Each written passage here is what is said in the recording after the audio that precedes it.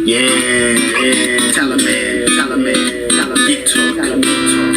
Let's enjoy the show. Talaman always got a plan. Geek Talk is popping where it's really at. Represents geek culture, homie got structure. Sometimes bogus, screw cats culture. Feel like goofy, smart to say the least. Loving One Piece, man, really loves to eat. Everybody knows the show is really is Talaman. You know what time it is. Let's go, Geek Talk.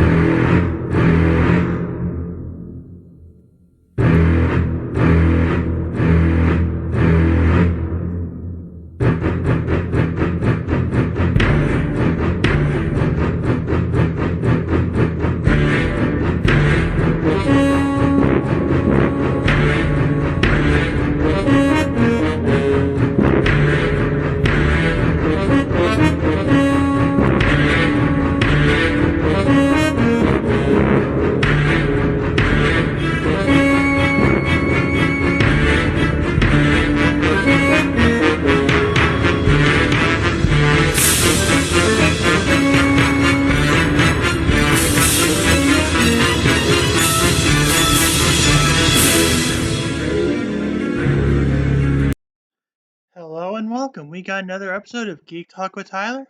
And as always, I am your host, Tyler.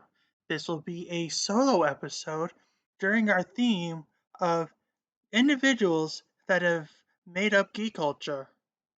Our episode today will be focusing on how Mother Nature has influenced pop and geek culture, from character design, from motives, and everywhere else in between. We look for the mythological aspect. I'm not going to be diving too much into it because I do have other episodes that cover it.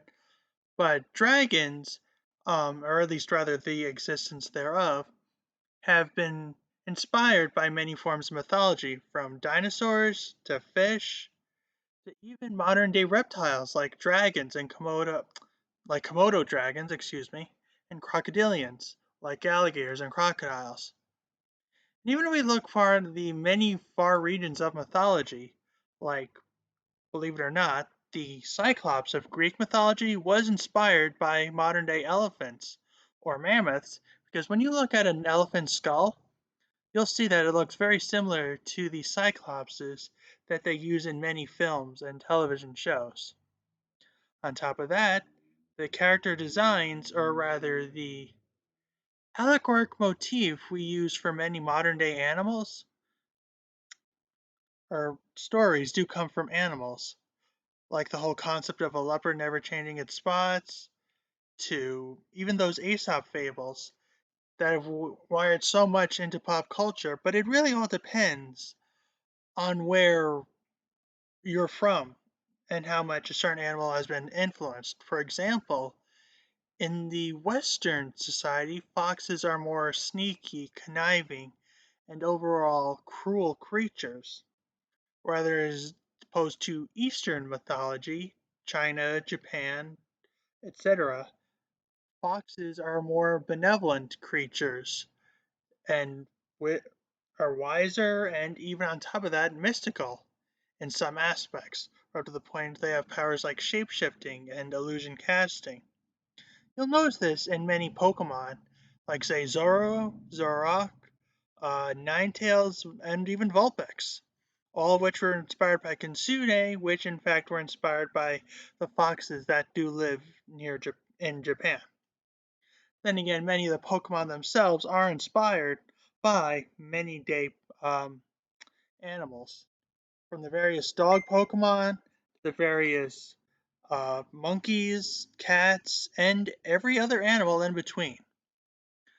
And even if we're going to go for modern day technology, many modern day aircrafts are actually inspired by birds, especially birds of prey like falcons.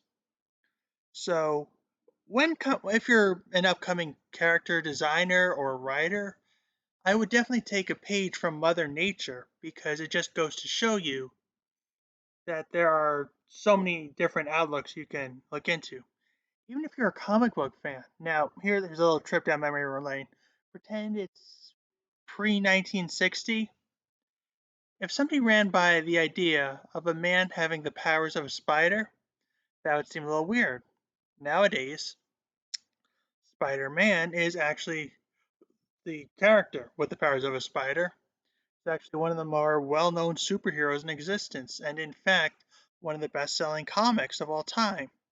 The other comics that have managed to outsell Spider Man are Batman, One Piece, and even Superman. And speaking of the latter two, many of the characters are inspired by animals.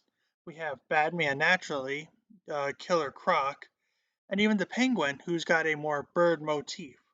So that's just another inspiration Mother Nature plays.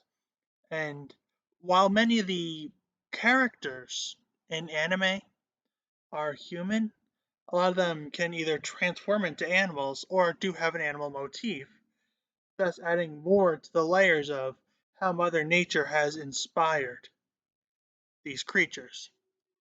In fact, if we go back further, Naruto, for an example, um, the three Sannin were based on the characters of the Tale of Jiraiya the Gallant, all of which practice a particular type of magic. Tsunade, the Slug Princess, practices slug magic. The hero Jiraiya practices toad magic, and his apprentice turned enemy, Orochimaru, practices snake magic, of which you will definitely see within the Naruto franchise. So this is just some food for thought. If you're ever looking for decent inspiration, Mother Nature is definitely a good place to start. So with that said, I do hope you all enjoyed this brief little episode as much as I've enjoyed talking with you.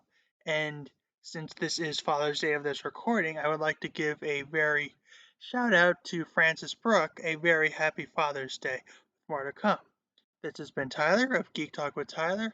If you like this episode, hit like, subscribe, and stay tuned for more geeky content. But until then, stay geeky.